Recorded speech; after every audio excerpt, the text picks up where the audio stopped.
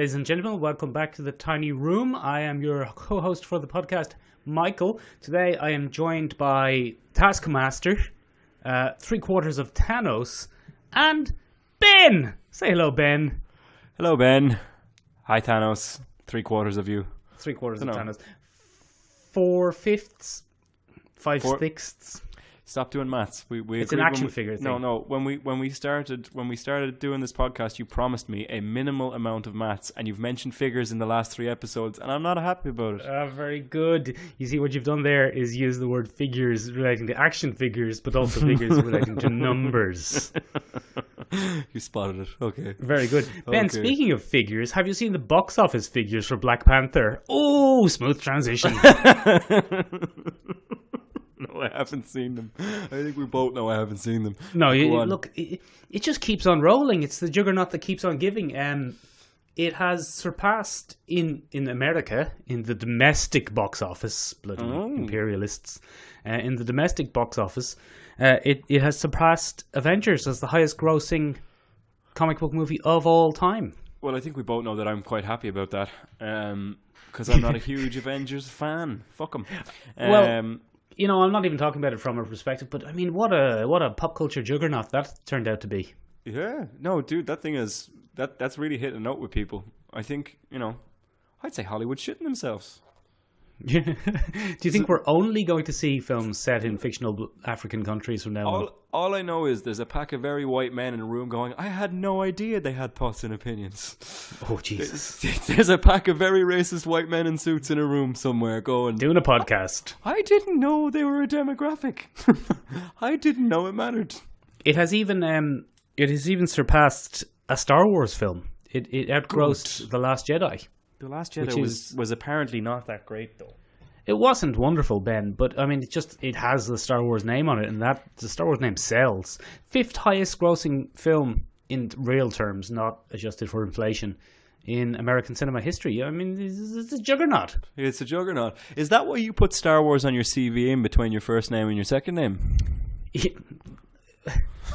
Hold on, I'll come up with a zinger for that. No, you don't.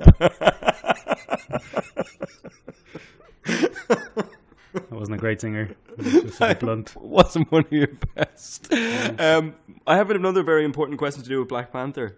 Hit me with it, Ben. To spoil next week's shocking reveal, I'm coming back to Dublin for 1 week next Saturday. Do you think it's still be in cinemas, or is it gone? It is still in cinemas currently. Excellent. Well, here's hoping it's still there next Saturday. I can't see why it wouldn't be. I think it's going to hang in there until Infinity War. Although, Ben, it's a busy time for cinema. We've had Black Panther, then we had Tomb Raider, Specific Jim 2, more specifically, and that other thing, Ready Player One. So they might push it out of the multiplexes. As they say. Look, I'll keep an eye out for it. I'll hunt it down, and I won't have to ask in Italian. Excuse me, do you have the Panther Nero? No. Ben, that's where you've been going wrong. Excuse me is actually English. Ah, you serious? Ben, speaking of pop culture juggernauts, yes. Did you see the trailer for Marvel's Cloak and Dagger? No, I didn't. You see, I fooled you there because you thought I was going to talk about Deadpool, but I'm not. Or perhaps Captain America. Yeah, but you didn't. No, Ben, look, it's generic. It's a generic. It looks like a parody of a teen superhero show. Fuck. It's the least I've ever wanted to see a Marvel thing. Good. It means you're developing a palate. That's nice. That's nice. Don't patronize me. I thought after Agents of S.H.I.E.L.D. we'd never recover. Agents of S.H.I.E.L.D. is great. Yeah, is it though? Yes. Agents of S.H.I.E.L.D. is the best current Marvel TV show. I think you're wrong. Well, you don't watch it, so your opinion is invalid. Well, it's never stopped me expressing my opinion before. Yeah. Yeah, Ben, look, it's very generic. Okay. There's a girl and there's a boy. I think they come from opposite sides of the track. they fall in love or not. I no, fell asleep during a 90-second trailer. I see what you've done, Michael. No, that's not an upcoming Marvel show, Michael. That's a really old play by a very famous English playwright called William Shakespeare. No, Ben, it's actually a song by Avril Lavigne. Oh, is he a skater boy? No, he can pass into a shadow dimension and teleport. But does she say "see you later, boy"? No, she can form daggers of pure light energy to throw at people. Well, I just hope he's good enough for her. That was almost sounded like it was rehearsed. Yeah, that was just pretty good. But yeah, okay. So yeah, in other words, we don't have to rush out and see that one, even though it's not in cinemas. We don't have to tune in for that one. We don't have to. Nah. We don't have to completely legally and above boardly watch that. Look, Ben, I'm going to give it a watch because, as you know, I have a compulsion and it's an addiction and it's a serious problem. You have a completionist fetish. I'm not going to enjoy it. Good. That's Ben, Deadpool. Deadpool, yeah, interesting. Didn't see it having the tone that I saw. A lot of swearing for a trailer. A lot of swearing for a trailer. A lot of the fat kid from Hunt for the Wilder People. Big fan. Yeah. I think he has a name. I don't think it's fair to refer to him as the fat kid. Right, hang on. Give me a second. Let me. This is not Julian fat shaming. something. I was just choosing something that is quite easy to. It wasn't fat shaming. We don't fat shame here at the podcast. If we did, I wouldn't be allowed on. Yeah. So, yeah. So hang on a second now. Oh, this is quality podcast material. Quality. Do you know what? We just knock it out of the park sometimes. I would say that Taika Waititi has probably had something to do with it. Oh, for sure. Yeah, he was definitely. Someone was definitely like, here lads, we need a kid with some attitude for the thing, and Taika just happened to be passing by in what I can imagine is a magnificent mustache and Hawaiian shirt of some kind, and he said, Julian Dennison, check him out. That's the one. Check him out. Julian Dennison, check him out. Isn't it interesting that they're doing X-Force? Yeah, I think that's very interesting. Last of the franchises that they can hold on to, I guess, before it all goes tits up. I think it's interesting that Deadpool's going to lead X-Force. I think that's even more interesting. Well, he's the franchise character, isn't he? Well, I know, but it's just an interesting choice. What's really interesting is it's a complete subversion of the original comic. Which I find very interesting. Because they're fighting Cable, you see. Yeah, but Cable is the original owner of X-Force, and not owner, but original founder of X-Force, and they actually had to take on Deadpool once upon a time. Deadpool in his original incarnation was quite a serious soul, which is something that's kind of kept under wraps. He was a very serious 90s character with biceps and feelings. Yeah, it's crazy. Anyway, what do you think? I don't know. I kind of liked it. It still looks good, but yeah. I think maybe they've gotten a lot of flack about the silly tone in a lot of the trailers. Possibly. Because that one was a far more serious affair. The best gag in it is from the studio that brought you 27 dresses and The Devil good. Wears Prada. That's a sweet little gag. That was pretty funny. I like the trailer. I think it's nice. It's very much I imagine that's the studio boss's trailer. That's let people see it's really a superhero film. Stop messing around. I think so. Because we've had enough funny now, but I think maybe the unfinished CGI arm gag might have been the makeup for that. One step too far, you know. One step. I thought it was pretty funny, but maybe not everybody did. Maybe not every studio exec saw the funny side. Yeah, sitting in their racist meeting, snorting cocaine off hookers, whilst simultaneously being nervous about the fact that black people have opinions and are a valued demographic. Yes. Yeah, it was a whole thing. Anyway. Yeah, from one serious piece of news to another serious piece of news. Mr. Chris Evans is stepping down, Michael. Well, go on. Unless he's pulling an L Downey Jr. and upping the paycheck ante. Well, that's it. Like in these Hollywood scenarios, negotiating through interviews is kind of how it works, isn't it? Yeah, I think so. On the other hand, I mean, Ben, how many movies has he been in? Chris, he owes an awful lot to Marvel because they took him from buff romantic lead in every rom-com ever to valuable actor. But you don't see him in much outside Captain America. He probably doesn't have bloody time. He's always Captain America-ing about the place. That's true. That's very true. What was he a rom-com man in? That's not how I imagine him. He was in that fucking shocking yoke with Anna Faris. What's Your Number? Oh yeah, that wasn't Remember great. that? And he's popped up in some other ones. He was in Scott Pilgrim as one of the evil exes. Yeah, that was pretty good. That was pretty funny. I generally think of him as he was until Captain America the kind of B-list sidekick character who stole the show. Yeah, he's quite a charming fucker, and easily one of the best things about the original Fantastic Four. Yeah, he was also the best thing about the movie The Losers. Oh, he was in I forgot about that. Jeffrey Dean Morgan's good laugh, but no, generally speaking, I think he has a very easy charisma that makes him a bit of a bankable sort of soul. He's a very handsome man. He's a very handsome man. He's one of the handsome Chris's. He's one of which there are several. Yep. Of which there are several. I think it's quite cool. Anyway, so he's to be stepping down, and Robert Downey Jr. said a lovely thing. What did he say? He was like, I honestly don't know what I'll do without him as my co-star. There's something very special about being on screen with him. Isn't Robert Downey Jr. lovely now that he's not a drug addict and an alcoholic anymore? And he's been paying more than most Hollywood stars on the planet. Yeah. I'd be in a fairly chipper fucking mood if I was the highest paid male actor of all time.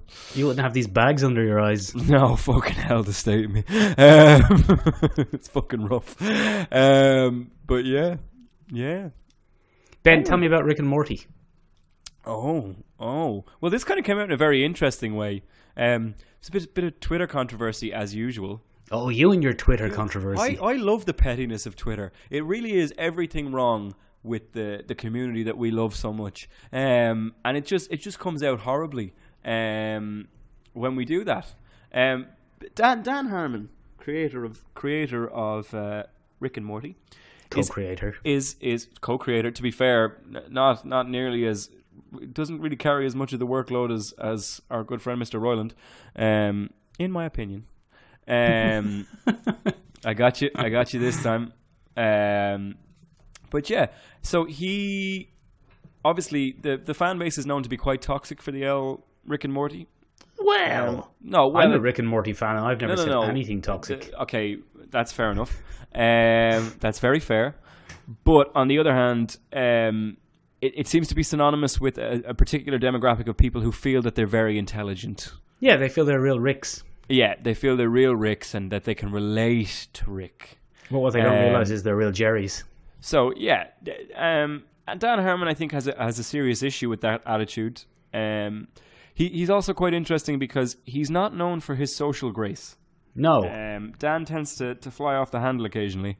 He's a bit blunt. Yeah, he's also minorly alcoholic occasionally. And, has a rough old time.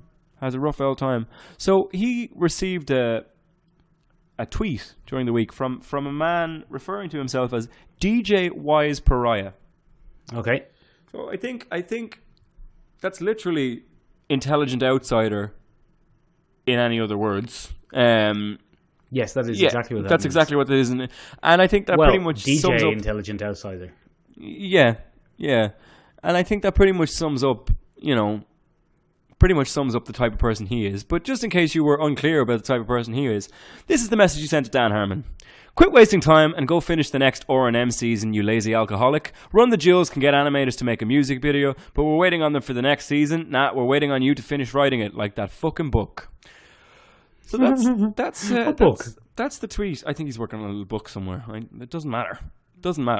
Any man that starts a tweet by saying quit wasting time and go finish the next R&M season, you lazy alcoholic, is probably fair to say a bit of a cock. Ben, that's how I text you every week about doing the video for the podcast. Yeah, but you see, I've grown a thick skin over time and my social grace is actually fairly strong. Also, I'm not an alcoholic. I'm very lazy and I probably should finish writing the next season of R&M. But Now, Dan Harmon classically kind of responded to this, and in a very I'd say he responded to it in a very measured and considered way. Actually, it's quite funny. I quite like his response, but I hear you. Tough spot. On one hand, it could be challenging, especially with crippling lazy alcoholism, to write a show that hasn't been ordered by the network. On the other hand, the thought that fans like you pay the price. I mean, I'm gonna grab a drink. So, like, it's a solid response. Yeah, I quite liked it. But what he inadvertently did there was reveal that the network hasn't ordered season 4. Do you really think it was inadvertent, Ben? No, I think that's his way of giving the network the finger. I think what this tweet reveals more is less than his lack of social grace, but rather more his tenuous relationship with any studio he seems to write for longer than 2 seasons. He's just a very hard man to work with, I think. Yeah, he just ends up fighting with everyone. He's like the male Katherine Heigl. Yeah. Yeah, fair enough. It's a very obscure 2006 reference. But yeah, because Katherine Heigl's not a big deal anymore. Sorry, Katherine. She keeps fighting with everyone. Yeah, well, that's what you get for being a wagon. You don't get any work. That's what you get for being a wagon. But anyway, so it's actually up in the air, the L season of Rick and Morty. And it's caused uproar on the internet with people being like, no, Rick and Morty, bring it back. And the whole reason this came up was that they animated a video for Run the Jewels. Run the Jewels, so hot right now. Run the Jewels, so hot right now. Black Panther soundtrack, other things. But the reason they're so hot... Welcome to Michael and Benjamin's Music Podcast. So hot right now. The reason they're so hot is they're marketing masters. They turned their name, Run the Jewels, into RTJ, and it pops up all over the place, the acronym. They do a lot of viral marketing, things like that. So they're kind of rappers by sheer force of will. It's kind of impressive. But anyway, in true RTJ style, they've combined their forces with Rick and Morty, not unlike Logic did previously. Logic also had them uptalk his new album in a little short as well. I don't know if you saw that. No, I don't think I did. Yeah, so basically, Rick is in the car with Morty. They're driving along, and Morty says, "Oh, geez, Rick, do you think we could have some tunes, you know?" You're breaking the rules, Ben. And Rick says, "Oh, I don't know, Morty. Your taste, Morty, it's not great, Morty." And then he's like, "But I was going to put on Logic, Rick." And he was like, "Oh, well, Logic, Morty. Logic's amazing, Morty. I mean, we can't not put on Logic." You're breaking the rules, Ben. Just keep doing it. Anyway, so that, like, they've been doing that for a while, and obviously it's to keep everything relevant and kosher because Adult Swim thrives on a really strong relationship with kind of hip hop music and independent music. That's how the whole network got started. And I just think it's kind of silly that people are bitching and moaning. But it's split the Rick and Morty fan base into 2 camps again. Oh, no. Where you have the lads who are like, fuck the network, fuck Dan Harmon, give us our show. And then you have the other lads who realise that the show wouldn't exist without Dan Harmon or that network and don't see the point in badmouthing either. And there's a third camp. Is that us who aren't really invested in anything to go on the show, just enjoy the programming? Is that the people outside of America who realise that you're not actually allowed to influence the culture you enjoy and you kind of have to take what you're given because that's how art works sometimes? No, I wouldn't say. I don't disagree with what you just said there, Ben.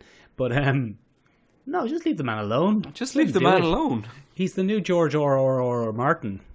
Yeah, but he gets stuff all the time, and then HBO put boobs in it, and everyone was like, Graham, we'll watch this one.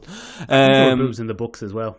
Yeah, but I mean, print boobs versus, versus live action boobs. No comparison to the real thing, Ben. No comparison at all. Ben, do me a favour there. Take your elbow off the table. You keep bumping it, and I can hear you on my end. So that's terrible. The listeners are going to hear that. The listeners are going to hear that. Sorry, lads. And complain about us on Reddit. Look, lads, I'll be honest. I'm a lazy alcoholic, and I should stop bumping my elbows on tables and get on with the podcast. So I'll do that. Benjamin, yes. Where are you, how's life going over there in Italy? Is it going well? It's lovely over here. It's lovely over here. What sort of do you have? Do you have comic books over there? Yeah, comic books everywhere. Captain America, for example. Books everywhere. We've the old Superman, Captain America. but it's in Italian, obviously. No, we have comics over here, but surprisingly, Michael, the movies are more popular than the actual comics over here. Go on. The comics don't really make it in the same way, and that's because, Michael, and I don't know if you know this, and completely inadvertently, but Europe has a really rich tradition of comic books that don't follow the superhero format. Oh, yeah. So I've just inadvertently stumbled onto a topic we could discuss. Good. Oh, well, do you know what? That gets us out of a bind, my friend. That gets us out of a bind. Sitting here scratching our heads, drinking. Yeah. Oh, man, that's great news. Okay, so that's the topic for this week, then. Let's do that then, Ben. All right, let's do that then. What even are European comic books? Well, I mean, that's actually for the first time ever, I can't launch into any kind of easy, surmisable Wikipedia article. European comics are quite massive and broad in what they encompass. And I would say that there's a respect for comic books here as a storytelling format more than a model for superheroes. So depending on the country, and I guess yes. 4 of the big ones in Europe are obviously Italy, France, Spain, and Germany occasionally has some pretty strong comics out there as well. That's interesting, Ben. I notice you're a Brexiteer. Well, I mean, okay, sorry, oops. Did I forget about our neighbours? Fuck. I didn't mean to forget about our neighbours, but I did. And I apologise for that, and I'll come back to it. We also have your classic 2000 AD gangs. And I suppose if you're looking for an easy comparison between the two, European comics are far more adult. And I don't mean with regards to levels of maturity or deep thought or anything like that. Printed boobs. They love it. They love a printed boob and a noisy motorcycle. Yeah, a noisy Vespa. I'm going to pass the Ben's house. Some Italian lad just heard the word printed boobs and hopped straight in his Vespa. Where do you put them? Yeah, so he's looking around. And I think they have a far more adult tone. I think that could be said of a great deal of international comics, that the adult tone of them is much stronger. But what I mean by that is, they talk about abusive relationships a lot more. You've kind of dark childhood pasts put into autobiographical form. You've got rampant infidelity, and it doesn't necessarily. No, but the interesting thing is, it doesn't necessarily make the character a bad person by their standard. So they're a flawed character.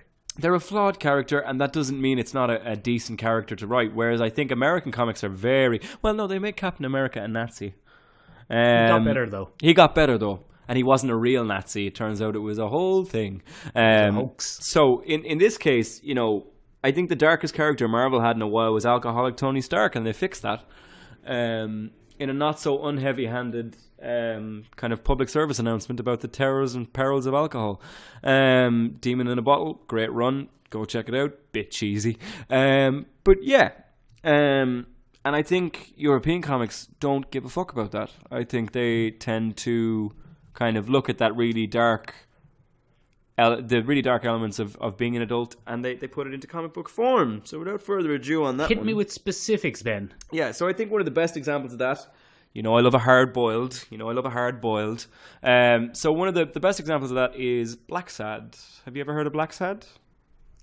Black Sad. Black Sad. BLACK. Black followed by the word... Yeah, no, one word. All one word. Black Sad. And it's the eponymous name of the character. John Blacksad. And John Blacksad is a detective. Okay, good. Private detective up for hire. PI. A private dick. And he wanders around helping people out of the goodness of his heart an awful lot of the time. It's a really beautiful period piece. It's done in these stunning watercolors. The series was created in 2000. And it's written by 2 Spanish authors. Juan Diaz-Canales and Juanjo Guardino, I think. And originally it was published by a French publisher called Dargaud. It's really famous. But the unusual thing about this, Michael, is that they're all animals. They're all animals. Classic. It's a twist. What a twist! Disney's Robin Hood. Like Disney's Robin Hood. So it's a big furry thing because there's some sexy women in it who are not human. Sexy rabbit ladies. Sexy cats. Like Lola Bunny. Sexy rabbit ladies. Sexy deers. And that's not personally why I read it. It's actually quite well written and it's beautifully illustrated. And the cats are used to show... the different animals are used to show like racial boundaries and things like that. Zootopia. Yeah, similar to that. Yeah, I guess actually now that you mention it, Zootopia is completely nicked from Black Sad. Disney's Zoopolis, depending on where you are. But it's completely nicked from Black Sad. It's a Disney version of Black Sad. Good. Okay, didn't even think of that. So there are 5 volumes. Go on. And they come out in hardbacks. I think that's another thing that distinguishes European comics. They're big fans of straight-to-trade paperback with no limited release. They don't do weekly or monthly. They do volumes. And they usually come in very nice hardcover editions that you can pick up. So there are 5 hardcover. Sorry, go on. Ben, you're leaning in and out of your microphone there and kind of scaring me a little. I'm having a moment. I have a lovely Asterix thing here. Asterix. I can't put my eye on it. I don't really like Asterix though, Ben, but I have a nice little album, I believe it's called. I think album is the word the Franco-Belgians use instead of... Why do you not like Asterix and Obelix? I don't...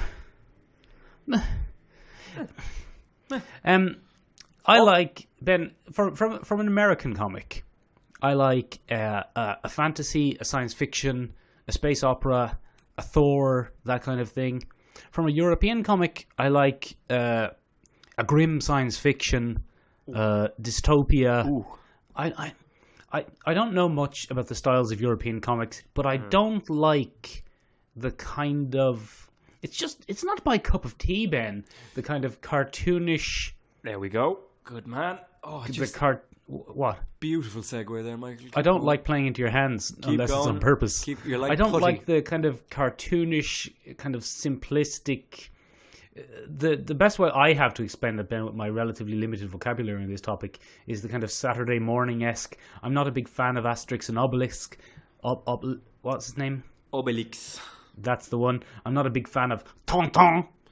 I'm not a big fan of that kind of thing. Okay, that's fair enough. I completely understand that. But it's interesting. Yes. It's very interesting that you opinion? brought up that style. No, it is very interesting that you brought up that style. Thanks. That's not really a matter of opinion. It's quite an interesting thing that you hit upon. Because the second large factor is, despite all those adult themes, the art style can be very whimsical. Will we say whimsical? Especially in French comics, So Dargaud, I think it's Dargaud, but I can't say that properly every time, so we're not going to. That's the publisher. Yeah. And they publish a wide range of things. But one of the ones they're most famous for is, of course, Asterix and Obelix, about the Gaul gang and what they get up to. And then you also have your Tonton, which was published by Hergé, and the company was Casterman who did all them. But all of them have very simplistic styles. And they're simplistic art styles. They're quite simplistic. No, but quite often the plots are very simplistic as well. There are other ones like Gaston Lagaffe, Blake et Mortimer, which is very similar to Tintin. This is a lot of fun. I'm having a lot of fun. But then you have Boulet et Bill, Un amour de cocker, which is very strange. You have Lucky Luke. You have the Smurfs. And if you look at the art styles in each one of those, they're incredibly similar. They're all kind of sprite characters, very shrunken down, very big eyes, very animated features. And sometimes they're adult, and sometimes they're not. But it's quite difficult, because if you go in and buy one, you might get one that you can read to your kids, and you might get one that'll give them childhood trauma. Oh, but the art style will be the same. So, for example, I'll give you a really key example. Yeah, Ben, could you give me a really key example? I can. I've got one good. here. So, What a segue. there's a really famous children's one called... this is going to be so... Les Marsupilamis. And it's about... Have you ever seen that weird leopard kind of dog cartoon with the really long tail? Oh, that guy with the springy tail. Yeah, so he's French. I knew he was French. And he's for kids. And Barbar the Elephant is another good example of that. Very much for kids. And very nice style. It's very good for kids. And they're about... So Barbar is about an elephant. Who's also a prince. Whose mother is killed in the jungle. And he's taken in and civilized in Paris. And he comes back to become the king of the jungle. Oh. So he's white knighted. That's a bit racist, isn't it? It is a bit, yeah. And then, black people from darkest Africa can be okay as long as white people step in and intervene and help them. Yeah, as long as they come to Paris and learn civilization. Is what that narrative says. To be fair, that's not about black people. French people think that about us. I can count my hand the amount of times that I've tried to be put in a crate and brought over to think, no, we can help you. Just get in the box. We will teach you the rules of civilization. Civilization. Yeah, and then the other one is he's a spin-off. He came from another one called... Who? Who are you talking about? Sorry, Marsupilami. And it's just about him running around in the jungle, avoiding poachers. So those are two nice ones for kids. On the other hand, yes, I want to hear about the trauma. On the other hand, there's another one called Josephine. Or Josephine. Oh. And this one is about... exact same art style, but this one is about a 30-something Parisian woman who runs around Paris having sex with people. And has real trouble with her family because they judge her severely.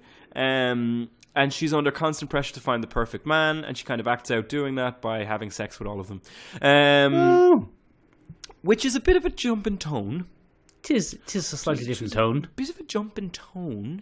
And it's quite interesting that you have that. So that style is not just for children. That's a style that's quite popular in France. You see it everywhere. Is that a kind of genre convention sort of thing?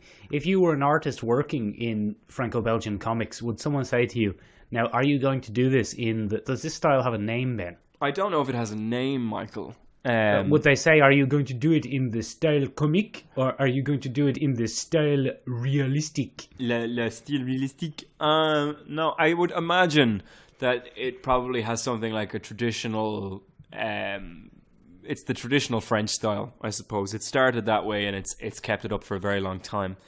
Yeah, so it's interesting that you have that, and it's quite jarring when you read a comic book that's full of, adultery and complex issues about sexual addiction and stuff like that, and you're looking at a weird sprite character with an itty-bitty waist and, big eyes and... I don't know. For me, I'm actually with you with regards to the animated style. It's quite jarring. It doesn't really deliver the message in the best possible sense. Well, that's not exactly what I was trying to get at. What I was trying to get at was that I don't like the kind of episodic nature of a Tonton of an Asterix and Obelix. I can't say that character's name. I don't like the kind of little self-contained little world they're in, and they have a little adventure, and then everything wraps up, and everything's back where it finishes. And it's very, there's no canon. There's no consequence to any adventure that Tintin has. If Captain Haddock dies of liver poisoning, he'll be back next episode. Sapien le puppet. Yeah. So you're not a fan. That's fair enough. And I suppose, again, another quality that's quite jarring about European comics, very serialized. Very serialized and very self-contained. We don't do crossovers that often. We don't mess with stuff like that. You're right. We love a limited run. We love a one and done kind of attitude to things. And serialization has its own problems, and I think somewhere that's very apparent is in Italian comics. Go on. So Italian comics are kind of unique again. They have a really long... Yes? When is Florence Comic Con? Florence Comic Con. Now, one of the events was last week, but that was kind of precursor, as it turns out. I did pop along to take a look at that. And it was a bit of a precursor to two events they're having in May. So March 22nd was International... no, sorry, not International at all. Florence Comic Book Day. But the city itself doesn't celebrate all that much. You have to go to the auditorium where they were having the event. However, as it turns out, that's more of an announcement thing for the kind of thing you can expect in May. Okay. For a double date. It's a bit of a hype machine. But rather interestingly, Italian comics have a massive history of serialization here. Two of the most famous ones being Dylan Dog and Corto Maltese. Hold on, we have to switch to Italian accents because we've been really French there for a while. So you have Dylan Dog and Corto Maltese. I think it's Corto Maltese actually, but I'm not actually 100% sure. So it's really interesting. And I would say what drives 90% of Italian comics is male ego. Ben, what drives 90% of Italian? End of sentence. Of Italy. Take that, Italy. So there's a lot of... It's very much the strong, typically Italian hero, male. Little mustache. Yeah, runs around. All the girls love him. They fancy a roll around the hay with him. He has his way, and they can never hold a grudge against him because he's Dylan Dog or he's Corto Maltese, and it's just... Is Dylan Dog an actual dog? Dylan Dog is not an actual dog. Dylan Dog, I don't know if you saw the very ill-fated, terrible movie adaptation in around 2010 with Brandon Routh, former Superman Brandon Routh. Yeah, shockingly shit. They moved it from France, or they moved it from Italy, where it's famous, to New Orleans. Because why would you have a story from a European comic set in Italy when you could have it in New Orleans, which is basically the same as Italy? Because France, Italy, it's the same thing. Italy, if you're an American producer, it's all Europe. It's all Europe. It's all Europe. It's all Euro trash to an American. Anyway, shockingly shit. The comic itself is rather unusual. Do you know Mr. Rupert Everett? I've heard of him, yes. Madonna's friend. Yes. He's famous gay thespian, Rupert Everett. And the reason that I say the word gay is not because it's a defining factor of his personality, but he's quite openly an advocate for gay rights, gay sex workers' rights, and sexual disease awareness, treatment, and prevention. Okay. And he defines himself as an openly gay thespian. So I think I'm allowed... use it. And where are we going with this? Anyway, he's a very unusual man, and the start of his career, he didn't start so hot in England, but he did very well in Italy. Oh, really? Yeah, did super well in Italy and starred in several movies here. One of those was a very unusual existential movie called Morte dell'amore, which is Love and Death, which was the name of the character. He was Morte dell'amore. That was his name. And what he was a cemetery crypt keeper that looked after... He was a grave keeper. He looked after the thing. But in this tiny little Italian... He looked after the grave. In this tiny little village, the dead started coming back in this little cemetery. Classic, yeah. When there's no room left and in what hell. he does every night is goes around the graveyard, putting the dead back to the dead. That's what he does. That's his whole gig. And it's used to look at like various philosophical... Yeah, he uses a gun. Okay. It's very philosophical. He falls in love with a woman. She dies. She comes back. He can't put her down. Love and death. Where do we draw the line? Buffy the Vampire Slayer problem. Does he get to sleep with the corpse of the woman he loves more than anything else in the world? Spoiler alert. Nope. No, he doesn't. Oh, good. No, he does in the movie, but it has horrible consequences. Because you shouldn't sleep... Because I don't know if you know this, Michael. Shouldn't sleep with dead people. No, don't shag a corpse. Don't shag a corpse. Definitely the name of this episode. Yeah, that was just serendipity, wasn't it? That was serendipity. Anyway. Or we could call it, why do Europeans keep shagging corpses? Anyway, this bizarre movie, which is weird, it's 3 episodic narratives in one movie. Classic France. Classic Italy in this case, but it's all the same. We've covered that already. Anyway, the man that wrote this movie was a man called Tiziano Scalvi. Tiziano Scalvi, and a huge fan of Rupert Everett. And then Tiziano Scalvi went on to write Dylan Dog. And that comic or the movie? No, the comic. And that movie is looked upon as kind of the prototype for Dylan Dog. Dylan Dog is a detective that solves... Oh, Ben, it's always detectives. I love an L detective. And he's the eponymous hero is a detective that balances the world of the living and the dead and solves supernatural mysteries. It's That's like the same bloody premise. Yeah, it's like if Scooby-Doo wanted to get his end off all the time. That's Just the easiest way. Just shagging Shaggy's leg. Like, zoink, Scoob, give it over. Yeah, so that's the whole thing. Okay, but it's still going. The series premiered in... Why is he called Dylan Dog? No particular reason. He's never given a... So that, he was a dog. And 1994 was when it kind of premiered.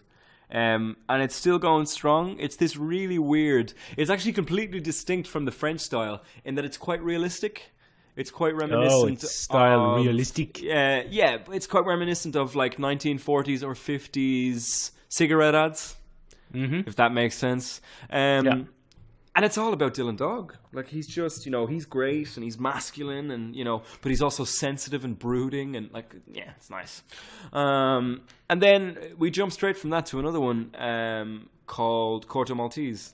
And Corto Maltese is a scallywag pirate sea captain who runs around classic. using his wit to get out of dodgy situations on the high seas, all the while making sure his mast goes to full sail. Very good. In just about... every poor young one that pops along. Yeah. So, this one was created by a guy called Hugo Pratt. And Dylan Dog is a little tongue-in-cheek. But Corto Maltese is deadly serious. Tongue in other places. And it's kind of more like... I guess it's more like... a sex comic. A sex comic, yeah. I was trying to figure out a way of saying that, but oh Jesus, all the lads are coming on their Vespas now. They just heard the word sex comic and it's just rev. When is the sex comic? What is the sex comic? I like I it. like the. By the way, to the nation of Italy that has let me come here, I'm really sorry. Just in case anyone's listening, we're just taking the mick. Couple of Micks taking the mick. Yeah, we don't have that many Italian listeners, Ben. I keep an eye on the stats. We're all right. Good. But for those that are listening, please don't turn off. Unless you think it's funny, in which case tune on in. But yeah, he is far more... So this one is a lot earlier, in 1967. So he would share kind of contemporary status with things like Valerian, which is a French comic. And there's a lot of sex in these ones. Yeah, good. There's a lot of riding. There's a lot of getting your leg over in space, or getting your leg over on the high seas, or getting your leg over with a corpse. A lot of getting your leg over. And this is something I think that distinguishes European comics more than anything else. Or I think what people kind of gravitate towards when they're looking for an easy distinction. Very erotically charged. Like Europe. Like Europe. There's a lot of riding. Like Europe, Ben. But it's kind of an understood part. It's like art house cinema. You know what I mean? Yeah.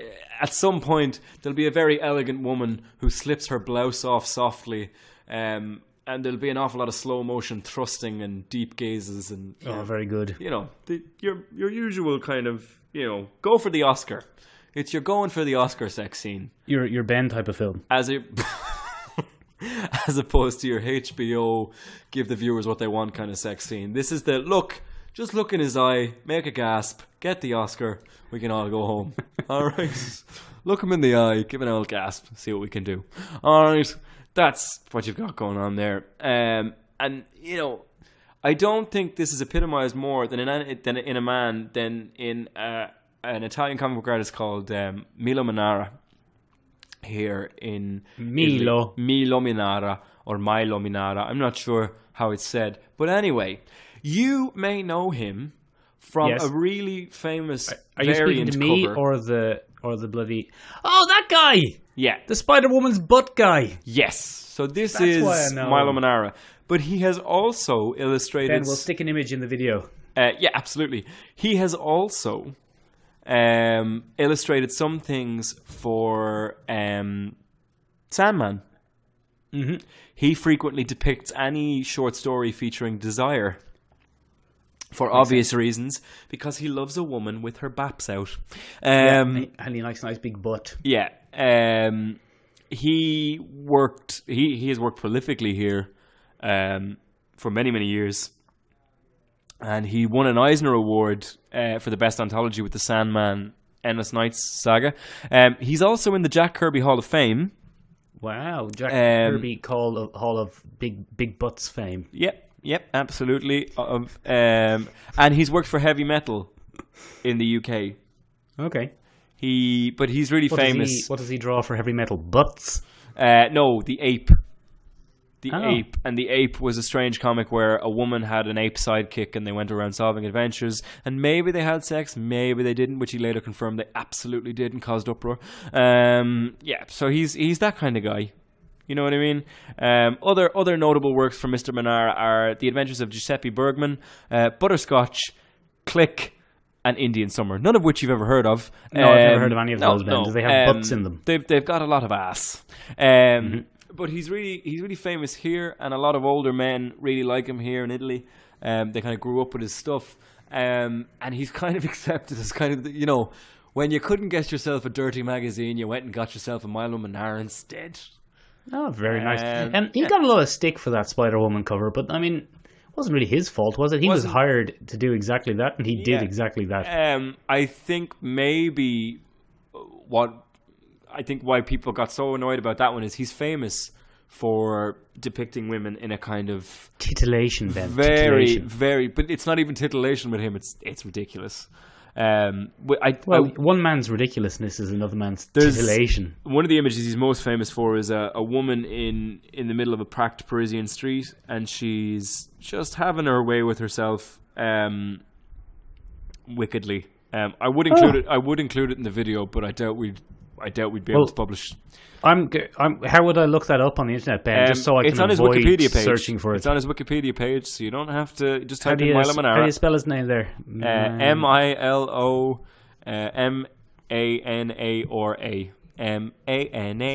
Manara. Anyway, you get. Yeah, I get it. I get it. Stefani It's like the song "Banana." Yeah. By No Doubt. So anyway, but I think that really sexual tone is something that a lot of people focus on in European holy comics. God! Yeah, it's not subtle. Yeah, Ben, this guy is the most Italian-looking man I have ever seen in my life. He is. He's awfully Italian. Look at him. Yeah, he's fucking Italian. The state of him. That's racist. But anyway, I think before people leave this podcast thinking that that's the reason I outlined all that is to show you the difference, and it's really nothing like an American comic book. They don't espouse great values. They don't espouse the all-American ideal. They don't espouse good versus evil at all. What they do is they actually take things that a lot of people have to deal with in their lives, and they turn them into comic book forms. What I didn't manage things like finger blasting yourself in the streets of Paris. We've all done it, Michael. Jesus Christ. But I think there are some very beautiful examples. There's another pair from Spain. Like the Black Shag comics are beautifully illustrated, and they are far more artistic than an American comic book. They're far less stylized, and some of them are done in pure oil painting, and they take years to complete because they're done from oil painting from start to finish. Others are done in beautiful watercolors. There's a really famous. Have you ever heard of Fabio Moon and Gabriel Ba? No. Okay, two Spanish brothers. Possibly. That could get me in trouble. They could be Mexican, but Spanish speaking at the very least. And it's a European style comic. European style comic, absolutely. Oh, well done, Ben. We've sidestepped that nicely. But they do a lot of work for Image and Vertigo, and they have brought that European style of comic and done extremely well with it. You know Casanova? You know the series Casanova, Frankenstein? Yes. No, not Casanova Frankenstein. That's that Casanova weird. Frankenstein was the bad guy from... No. What was Casanova Frankenstein Frankenstein? from Mystery Men. Mystery Men? That's who was the bad guy. Oh, Jeffrey Rush. But they kind of took that style and they make really...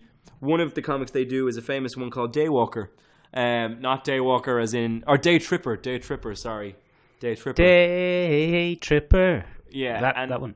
It's about a man who lives every variation of his life. And there's no scandalous, Captain America doesn't become a Nazi in it, or, Batman doesn't marry someone and then divorce her 2 issues later. What he does is, in every version of his life, he falls in love with a different woman. Right. And each woman that he meets causes a different end to his life. Oh, very clever. And by the end of the comic, you kind of realize that he not necessarily deserves it, but it's quite sad. It's quite poignant by the end of because some of the ones he has a very happy life, and other ones he doesn't. And you get invested in this character in a really serious way, and it's beautifully illustrated and told very well. And I think it exemplifies the form in kind of an amazing way. I think European comics have a lot to offer. I've given you kind of some of the sillier examples of that. But it's used in some beautiful ways to tell some beautiful stories, and really goes back to what people like Will Eisner were trying to do with the form, where it's simply a nice way to tell a story, and not have to worry about big budget movies or anything like that. It's a nice visual way to show a story. Persepolis is another great example of that. You know Persepolis? Yeah. Yeah, Persepolis is the autobiographical work of a Turkish. Is it Turkish? I always get that wrong. I think she's Turkish. Yeah. She's Turkish, but she moves to Austria. Her name. Yeah, she moves to Austria, and it's all about her coming of age as a Muslim woman in Austria at a time when that was unheard of. And then I think, again, that style has bled into other things. I think Watchmen is massively influenced by European comics and comics. I think Alan Moore is massively influenced by the European style of comic book telling, where you have these serious adult themes. And Vertigo owes a huge amount to European storytelling. Look at Sandman. Sandman, for all its quirks, is probably more a European work than it was ever an American work. A lot of other things as well. I mean, Saga certainly has a Europeanness to it as well. Absolutely, because what it is it's an understanding that to have a comic book doesn't mean that you have to be virtuous and pure and, fight the good fight. It means, and likewise, you don't have to have an anti-hero that's an absolute dickhead and wanders around chopping people's heads off. You can have a complex character, well rendered, to tell any kind of story that you choose to have. But anyway, that's my take on it, Michael. Sorry, I've just kind of taken up the whole podcast. Yeah, welcome to bloody Benjamin's podcast. Sorry Sometimes about featuring that. Michael. Sorry, you're the worst. Sorry about that. No, it's all right. Look, you obviously have a lot to say about this. This will not be the last time we talk about a European comic. Absolutely for sure. not. But I think Image wouldn't exist without European comics. The concept of images. No, Image Comics Publishing. Yeah. Because what they do is exactly that. They take a bunch of people, they give them creative-driven stories, and they do incredibly well out of that format. And I think they owe a lot to that. Anyway, if you'd like to check out some really interesting, kind of more literary works of comic book fiction, Black Sad is a massive recommendation. There's another one. I just had a look at some of it there on Google. Very nice. Yeah, very it's nice very nice. Source some of that from my local comic book shop. It's very nice. Other ones, always check out Sandman. We can't pitch that one enough. Over here, Mouse is a very famous American comic book, but it was inspired completely by European style comic books. Then you have Incognito, which is a graphic mystery from Vertigo. It's all about a black journalist who has to cover lynchings in the South. Wow. Yeah. And it's a really interesting work. And then I think it's just a really interesting way to tell a story. I think for people who aren't super literary or don't know how to write a novel, because novels are fucking tough. But so are good comics. But I think it's a nicer way to kind of tell their story without having to worry about the perfect way to express themselves. They can do it with images, and you get some really beautiful kind of poignant stories out of them. So that's why I like European comics. Some of them can be silly, some of them are for pure enjoyment, but some of them have serious messages to get across, and they do it very well. So yeah, hooray! That's me. How about yourself, Sweet. Michael? Anything else? Ben, look, I have some, but we're spinning up to 55 minutes here, so I think we'll right, wrap fair it enough. up for today. What I would recommend, and I'll talk about them another day, but I'm also recommending them to you because I know you haven't read them. Is Metabarons. Metabarons, which I quite like. Metabarons is a French space opera, kind of Dune-esque, intergenerational family saga of space horribleness. Well, that sounds bloody amazing. It's very good. It's very strong indeed, and that's actually a spin-off of another comic book called The Incal. Incal, which is it's another you'd like it, Ben. I think it's a space soap opera, intergalactic weirdness, but the main character is a private detective. Oh Christ! And sometimes bodyguard who he's not really a hero. He's a real bad egg, but he gets on with his business. And that's illustrated by the Mobius man. Oh, we never got around to Mobius. Look, we'll talk about him another day, Ben. Right, yeah, we could do it's not like we're running out of podcasts. Yeah, we could do a whole episode on Mobius, to be fair. I'm definitely going to have a look at that. Yeah, you have a look at that. It's called The Incal and spin-off Metabarons. I prefer Metabarons. Jesus. And Metabarons is actually very good as a kind of intro to European comics for someone who's more used to American comics. Thank you very much. That was much more useful. Go on. Yeah, no, we'll wrap it up there. Yes, so if you have anything that you love very much, European-wise, if you're a European listener and you think I've missed one, which I definitely have, because it was not a comprehensive list by any stretch of the imagination, let us know down below. Do. And if you read them, let us know what you think about them. Do you like an objectified woman? Do you like a deep, emotional, abusive storyline? Do you fancy looking at some cartoon boobs? Let us know down below in the comments, or don't. Keep that stuff to yourself. And remember, ladies and gentlemen, don't shag a corpse. Okay, bye.